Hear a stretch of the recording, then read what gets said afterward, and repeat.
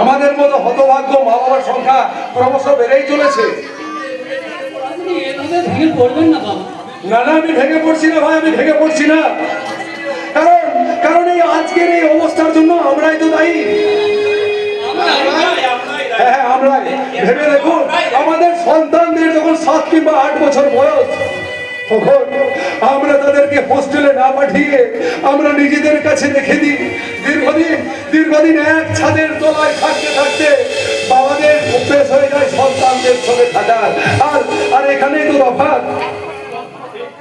হ্যাঁ, কিন্তু ওই সন্তানদের তো স্নেহ নষ্ট হয়ে যায় না। আমরা তাদেরকে হোস্টেলে না পাঠালেও ওরা কিন্তু আমাদের পাঠিয়ে দেয় এই বৃদ্ধাশ্রমে।